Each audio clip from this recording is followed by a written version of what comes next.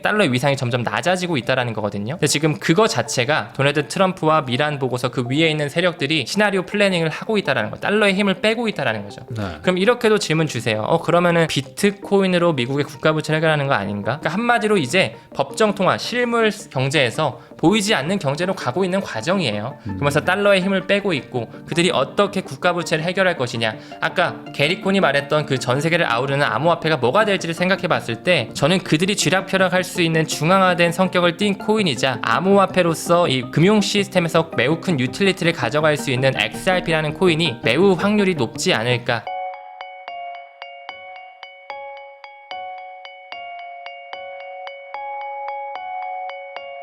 문창훈 작가님하고 이야기 나누고 있는데요. 아까 그 트럼프 일가에서 뭐 암호화폐도 투자도 많이 하고, 그리고 이제 트럼프 정부 자체가 이제 뭐 암호화폐 관련해 가지고 막 얘기도 많이 하고, 그리고 이제 뭐 이런 제도권으로 포함시키는 것뿐만 아니라 뭐 미국 국채, 뭐 지금 부채 문제까지 이걸로 다 해결한다. 라는 그런 얘기들이 막 있더라고요. 이게 어떻게 작동하는 건지 먼저 설명 한번 해주시면 좋을 것 같아요. 네, 좋습니다. 일단 대표님 말씀해 주신 것처럼 트럼프 일가의 움직임이 범상치가 않습니다. 또 암호화폐의 진심이다 라고 해도 과언이 아닐 정도로 네. 트럼프 일가에서도 지금 USD1이라고 하는 달러 기반의 스테이블 코인을 찍어내고 있고, 뭐 비트코인 채굴 회사도 만들어내고 있고, 뭐 디파이 쪽을 활성화시키겠다라고 해서 월드 리버티 파이낸셜로 굉장히 많은 암호화폐들을 막 수집하고 있거든요. 그러니까 그런 걸 봤을 때 일단은 트럼프 일가가 정말 도널드 트럼프가 말한 것처럼 암호화폐 수도로 만들려고 하는구나. 그리고 지금 뭐 법과 제도가 만들어질 뿐만 아니라 각 부처의 임원급들이 다 친 크립토 성향을 가진 사람들이 앉고 있거든요. 네. 사실 도널드 트럼프를 대통령을 만들어준 하나의 로비 단체 자체도 리플사, 뭐 서클사, 뭐 코인베이스 이런 암호화폐 회사들이에요. 그만큼 네. 많은 돈을 넣으면서 도널드 트럼프를 지지해 왔고 그렇기 때문에 또 많은 고위급 인사들이 다 친 크립토 성향을 가지고 있는 거기도 하고요. 근데 이제 말씀 주신 것처럼 미국의 국가 부채 상황이 매우 심각합니다. 지금 현재 시점으로 거의 뭐 37조 달러에 육박하는 수준으로 굉장히 많이 찍어내고 있고 작년 기준으로 해서 지금 미국 국가부채 이자 자체가 국방비를 뛰어넘었다. 아마 이제 올해를 기준으로 해서 이자만 내는 돈 자체가 1조 달러에 육박할 것이다. 뭐 9,700억 달러 뭐 이런 얘기 나오고 있거든요. 그러니까 한마디로 매우 심각한 수준의 직면에 있습니다. 사실 뭐 미국뿐만 아니라 일본은 더 심각한 수준이고 네. 굉장히 글로벌적으로 지금 국가부채에 대한 문제의 직면에 있는데 이것을 어떻게 해결할 것이냐가 바로 트럼프의 어떤 과제이자 그들끼리 머리를 쓰고 있는 부분, 또 이제 경제자문위원회 위원장의 스티븐 미란 보고서를 봤을 때도 뭐 100년물 국채를 만들자 아니면 영구채를 만들어서 팔아버리자. 네. 대신 우리 미국이 뭐 안보를 책임져주고 이러면 되지 않겠냐. 네. 결국 그들이 하려고 하는 것은 약달러를 만들고 장기금리를 낮추고 하면서 뭔가 새로운 자산 클래스로서 이 화폐에 대한 패권을 가져가기 위한 전략을 펼치고 있거든요. 그러면서 지금 관세 정쟁도 하는 부분에 있어서 계속 거시적인 불확실성은 있지만 결국에 치킨 게임을 하려고 하는 게 아니라 다시 한번 Make American Great Again을 하기 위해서 지금 그들의 시나리오 속에 국가 부채를 해결하기 위해 네. 여러 가지 지금 행위가 펼쳐지고 있다라고 볼 수가 있습니다. 근데 우리가 한번 1차원적으로 생각했을 때 미국 달러 기반의 스테이블 코인 이거 진짜 발상이 장난 아닌데? 지금 연준으로부터 머니 프린팅 기기를 무제한으로 찍었다면 이제는 보이지 않는 디지털 세계에서도 달러 기반의 스테이블 코인을 찍어낸다는 거잖아. 이런 식으로 생각해서 뭔가 1차원으로 생각하면 그러면 달러 기반의 스테이블 코인을 많이 찍으면 미 국채에 대한 수요를 그만큼 많이 네. 뒷받침할 수가 있으니까 달러 기반의 스테이블 코인으로 미국의 국가부채 해결하겠네. 이 지니어스 액트 법안이 천재 법안이라는 게 왜 그렇게 느껴지는지 알겠구나 라고 생각할 수도 있겠지만 현실적으로 지금 이거는 불가능한 시나리오예요. 왜 그러냐면 일단은 미국에 대한 달러의 힘을 그들이 의도적으로 빼고 있어요. 네. 브릭스 혹시 얘기 들어보셨잖아요. 네. 브릭스 국가가 지금 계속적으로 힘이 세지고 있고 브라질, 러시아, 인도, 중국, 남아프리카 공화국 5개국 뿐만 아니라 뭐 11개국, 많게는 40개국 이상 팽창되고 있다라는 그런 얘기도 돌 정도로 계속 탈달러화를 하기 위해 중국과 일본이 미 국채를 던지고 있고 네. 미 국채가 지금 아직까지도 많이 팔리지 않고 있거든요. 그럼 그렇다고 해서 이 미국 기반의 스테이블 코인으로 그거 수요를 다 충당할 수가 있느냐? 일단 한번 시가총액만 미뤄보더라도 지금 현재 미 국채 자체가 아까 제가 거의 37조 달러에 육박한다 말씀드렸는데 네. 아직까지 이 미국 달러 기반의 스테이블 코인 시가총액은 2,300억 달러 정도밖에 안 돼요. 아무리 10배, 20배 이상 뭐 확장이 된다 해도 이 막대한 이자와 국가 부채를 해결하기에는 큰 한계점이 있죠. 구도적으로도 한계점이 있을 뿐만 아니라 네. 또 앞으로 스테이블 액트 법안, 지니어스 액트 법안이 통과가 됨에 따라 테더 같은 경우는 지금 지급 준비율 안에 미 국채와 달러뿐만 아니라 뭐 회사채라든지 귀금속, 심지어 비트코인까지 들어와 있거든요. 그럼 미국에선 더 이상 사업을 할 수가 없어요. 지금 포트폴리오 리밸런싱 물론 하겠지만 결국에는 그들이 달러 기반의 스테이블 코인으로 국가 부채를 상환하기 어렵고 무엇보다도 달러를 만든 주인장들이 지금 힘을 빼고 있다는 게 매우 중요합니다. 그렇기 때문에 결국에는 CBDC의 세상으로 가기 위한 하나의 중간 과도기 시점으로 스테이블 코인이 쓰이는 거지, 스테이블 코인으로서 미국 달러에 대한 국채 수요를 막고서 그걸로 미국 국가 부채를 해결한다? 그 부분은 물리적으로도 불가능한 상황이고 그들의 달러의 힘을 빼는 그 브릭스의 움직임을 보더라도 어폐가 있다. 그리고 작년 중반부부터 이제 사우디아라비아와 미국에서 협정을 맺었던 페트로달러도 붕괴가 됐거든요. 네. 이제 슬슬 브릭스 국가에서도 뭔가 암호화폐를 통해서 아니면 디지털 루브라, 디지털 위안화를 통해서 석유 거래하고 있어요. 그러니까 그 말은즉슨 지금 달러의 위상이 점점 낮아지고 있다라는 거거든요. 근데 지금 그거 자체가 도널드 트럼프와 미란 보고서 그 위에 있는 세력들이 시나리오 플래닝을 하고 있다라는 거, 달러의 힘을 빼고 있다라는 거죠. 네. 그럼 이렇게도 질문 주세요. 그러면은 비트코인으로 미국의 국가 부채를 해결하는 거 아닌가? 지금 뭐 스트래티지도 많이 네. 막 모으고 있고 미국 주정부에서도 지금 막 비트코인 받아들이려고 막 하고 있고 트럼프 일가도 지금 범상치가 않다 보니까 비트코인으로 미국의 국가 부채를 해결할 수 있지 않을까라는 이 퀘스천 마크에도 현실적으로 불가능합니다. 일단 비트코인 같은 경우는 2,100만 개로 수량이 제한돼 있죠. 수량이 제한돼 있어 탈중앙화 구조를 취하고 있다 보니까 많은 사람들이 다 분산화되어 있잖아요. 뭐 미국뿐만 아니라 많은 네. 국가 단위에서도 가지고 개인들도 많이 가지고 있죠. 아무리 비트코인 가격이 많이 오른다고 한들 그 뭐 반예크에서 나오는 시나리오라든지 미국의 상원의원 신시아 루미스가 말한 시나리오가 미국 정부에서 100만 개 비트코인을 가져가자. 그래서 20년, 30년 뒤에 100배, 200배의 어떤 그런 네. 가치 상승이 있어도 미국 국가 부채의 약 30에서 40%밖에 해결을 못 해요. 그 정도로 미국 국가 부채가 너무 높고 이자율도 너무 세다라는 거죠. 그렇기 때문에 뭐 미국 기반의 스테이블 코인, 뭐 비트코인으로 미국에 대한 어떤 부채를 상환한다? 현실적으로 매우 확률이 낮은 상황에 놓여 있다라고 생각을 합니다. 그러니까 코인 쪽 시총 대비 이 국채가 워낙 크니까 뭐 이 엄청 거대한 거를 이걸로 해결하기에는 뭐 아무리 뭐 몇십 배가 올라도 뭐 한계가 분명히 있다. 네. 이 얘기는 해주신 것 같은데 그러면은 어쨌든 지금 당장 급한 불을 끄는 용도 정도로는 할 수 있지 않을까 싶긴 맞습니다. 하거든요. 그래서 제가 항상 미국 달러 기반의 스테이블 코인을 단물 빼기라고 생각을 네. 해요. 근데 미국 달러의 힘을 빼는 과정에 있어서 이제 마지막 물 빼기 과정을 하는 거죠. 그래서 이제 달러에 대한 어떤 패권 자체가 이제 머지 않았고 과거부터 골드만삭스의 대표였던 게리 콘이라는 사람이 이런 얘기를 했거든요. 머지않은 시점에 달러가 아닌 하나의 암호화폐가 전 세계에서 통용이 될 것이다. 이런 말을 했고 그것은 비트코인이 아닌 채굴이 되지 않은 굉장히 에너지 친화적인 하나의 암호화폐가 등장할 것이다. 그러니까 급부상할 것이다. 이런 얘기를 했거든요. 또한 영란은행의 전 총재였던 팀 키니는 이런 얘기를 해요. 이제 달러가 아닌 새로운 뭔가 디지털 통화가 전 세계를 지배하면서 새로운 시대가 개막될 것이다. 이런 얘기를 하고 있고 또 IMF의 지금 현 총재인 크리스탈리나 게오르기 에바 역시 CBDC가 현금을 대체할 것이다.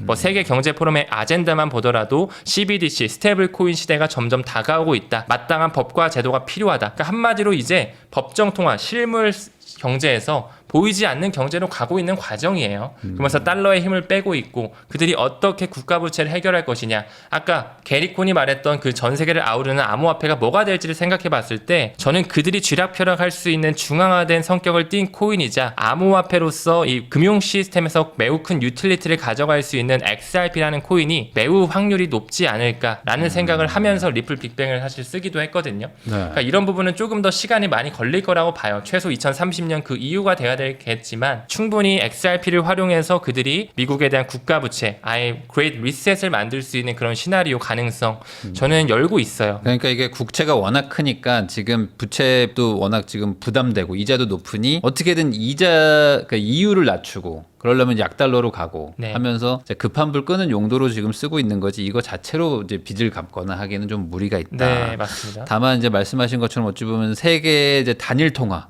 그러니까 EU 같은 게 이제 글로벌하게 하나의 이제 통화를 쓰게 되는데 종이는 아니고 디지털 화폐일 것이다. 네. 그게 XRP가 될 확률도 있을 것이고 이게 통일이 안 되더라도 꽤 많은 비중으로 거기서 작용을 할 것이다. 정도만 돼도 사실 엄청난 거니까. 그렇죠, 맞죠. 그러면 뭐 단순 세배는 아닌 것 같은데요. 그렇죠. 좀 더 중장기로 보면은 사실 XRP 가격은 워낙 이제 천정부지로 오를 수가 있는 가능성이 있는 거죠. 네. 제가 감히 뭐 예측할 수는 없겠지만 이 스위프트망과 연결돼 있다라는 것 자체만으로도 사실 굉장히 큰 영향력을 이미 가지고 있는 거고 그 ISO 20022 그 자체가 지금 어쨌든 하나의 금융 표준인 거잖아요. 네. 근데 거기 안에 단 하나의 이제 블록체인으로서 이제 리플 네트워크가 들어가 있는 건데 얘밖에 없는 거예요? 얘밖에 없어요. 사실 얘 말고 한 가지가 더 있어요. 그게 이제 스텔라 루멘이거든요. 네. 아까 제가 언급드렸던 스텔라 루멘은 리플과 굉장히 코드 메이킹 자체가 비슷해요. 그리고 XRP에 비해서는 수수료가 더욱 더 쌉니다. 한 10분의 1 정도 되기 때문에 개인 결제에 굉장히 유리합니다. 근데 그 스텔라 제나를 만들었던 사람이 제드 멜켈럽이라는 사람인데 2014년도에 리플사를 나와서 만든 재단이에요. 네. 그러니까 원래는 리플 초기 개발자였어요, 이 사람이. 그러니까 한마디로 리플 XRP와 스텔라 루멘 XLM 이 두 가지가 그 ISO 2002 메시징 표준을 준수하는 것뿐만 아니라 정회원 안에 들어가 있는 거죠. 네. 거기 정회원 안에는 뱅크 오브 코리아, 각국의 중앙은행도 들어가 있고 모잘루프라고 하는 재단, 빌 게이츠 재단이 또 지원하고 있거든요. 록펠러 재단도 붙어 있고 그런 재단이 또 리플과 함께 손을 잡아서 2030년 금융 포용성의 시대를 준비하고 있어요. 네. 뭐 그뿐만 아니라 뭐 IMF, 뭐 BIS 그런 국제 기구들, 뭐 DTCC와 같은 증권 예탁 결제원들 굉장히 저명한 그런 전통 금융 세력들이 다 들어가 있는데 리플과 스텔라 루멘 그 재단들 딱 두 가지가 들어가 있고 플러스로 세계 경제 포럼과 파트너십을 또 맺고 있습니다. 그렇기 때문에 단순한 암호화폐라고 보기보다는 새로운 금융 시스템에 있어서 굉장히 큰 유틸리티를 가져갈 수 있는 코인들이다. 그렇기 때문에 이 친구들은 단기적으로 보는 것도 물론 펌핑이 되겠지만 중장기적으로 10,000개, 5,000개 정도는 따로 빼두자. 왜냐하면 정말로 국가부채로서까지도 이게 포용이 돼가지고 해결을 한다라고 하면 막 XRP $10,000론이 있거든요. 네. 1만 달러까지 갈 수 있다. 이런 얘기가 있을 정도로 설이 있기 때문에 물론 뭐 네. 이건 음모론일 수도 있겠지만 뭐 가능성은 열어두고 좀 약간의 물량을 좀 따로 빼두는 게 좋지 않을까 생각합니다. 3,000원이 1,000만 원이 된다. 3,000원이 1,000만 원이 되면은 뭐 1,000만 원만 넣어놔도 되는 거니까. 물론이죠. 뭐 네. 100만 원만 넣어놔도 사실은 뭐 인생이 바뀔 수도 있는 거니. 사실 뭐 비트코인도 뭐 이렇게까지 오를지 뭐 10몇 년 전에는 몰랐던 것처럼 맞습니다. 적은 돈이라도 한번 가져가 볼 필요는 있겠다 정도의 가벼운 이야기였던 것 같지만 뭐 될 수도 있지 않습니까? 물론이죠. 저는 가능성을 배제할 수 없다고 생각합니다. 네. 뭐 100%까지는 저도 모르죠. 미래를 알 수 없지만 뭔가 이 중앙화된 성격을 띄었고 그리고 또 이제 트럼프가 비축 자산 5개 중에 XRP가 또 들어가 있고 무엇보다도 현물 ETF뿐만 아니라 스위프트망과 또 연결되어 있다 보니까 충분히 그들이 가져갈 수 있는 활용할 수 있는 그런 매력적인 하나의 디지털 애셋이다라고 보고 있습니다. 근데 항상 이런 거는 컨트롤하는 그 사람이 정말 도덕적으로 잘 운영을 해줘야지만 될 것 같은데 이 XRP는 어쨌든 회사가 있는 거잖아요. 맞습니다. 그럼 그 회사를 믿고 가야 되는 거 아닙니까?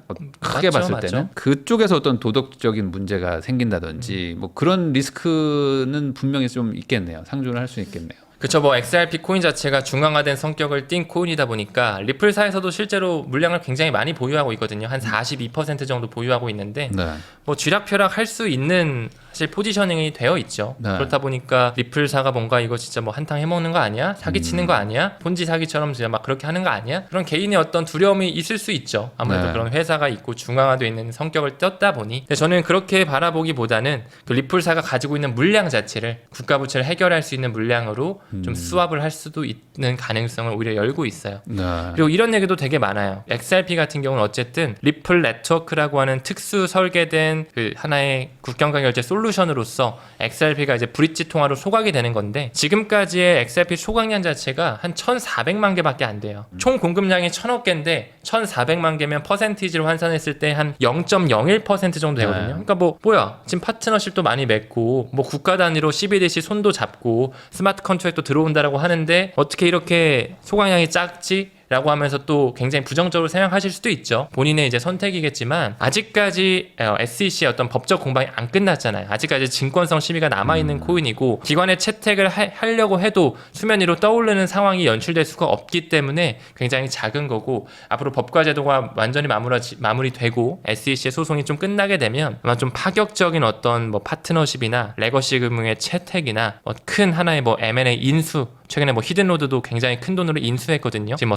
서클사 USDC를 또 찍어내는 회사를 인수할 수 있는 그런 설이 돌고 있는데 그 정도의 큰 막대한 자금력을 가지고 있고 영향력을 행사할 수 있는 회사이자 엑사빗 코인 자체가 유틸리티가 크게 메커니즘 자체가 설계되어 있기 때문에 저는 그런 부분을 부정적으로 보기보다는 앞으로 좀 비저너리하게 보는 게 바람직하다라고 보고 있습니다. 저도 뭐 리플에 대해서는 잘 몰랐지만 이 XRP에 대해서 오늘 한번 들어보면서 어쨌든 이것도 이제 유동성이 워낙 크기 때문에 뭐 전 재산을 낸다든지 뭐 올인하는 건 쉽지 않겠지만 일부라도 좀 가지고 가는 거는 한번 해볼 수도 있겠다. 그러니까 잃어도 상관없는 정도의 돈을 넣어놓으면 뭐 말씀하신 대로 30배, 50배, 100배가 갈 수도 있다면 뭐 안 샀을 때 그 박탈감. 그렇죠. 이게 비트코인으로 다들 쓰시잖아요. 네. 그런 것처럼 이렇게 어느 정도 큰 그림이 있다면 한번 가져가 보는 것도 나쁘지 않겠다는 생각은 좀 들었습니다. 네. 지금까지 리플 빅뱅을 쓰신 문창우 작가님과 함께 이제 코인 시장에 대해서 다양한 이야기 나눠봤는데 이쪽은 정말 그 원대한 그런 계획들도 많고 그리고 이제 뭐 세상을 바꾼다라는 얘기들도 참 많아서 이게 투자로 접근할 때도 참 복잡한데 이게 나중에 미래가 어떻게 되나 이런 것들도 생각해보면 참 다양한 좀 이렇게 고민거리가 생기는 것 같습니다. 저도 오늘 들은 내용 가지고 한번 조금 추가적인 공부도 좀 해볼 마음이 또 들고 아마 시청하시는 분들도 이게 또 나중에 한 3, 40년 뒤에 그때 살 걸이라는 걸 또 할 수도 있는 거니까 얘기 나온 김에 한번 공부해 보시는 것도 좋을 것 같습니다. 귀한 시간 내주셔서 시청해 주신 거 다시 한번 감사하다는 말씀 전하면서 저도 작가님하고 인사 나누도록 하겠습니다. 오늘 나와주셔서 감사드립니다. 네, 고생하셨습니다.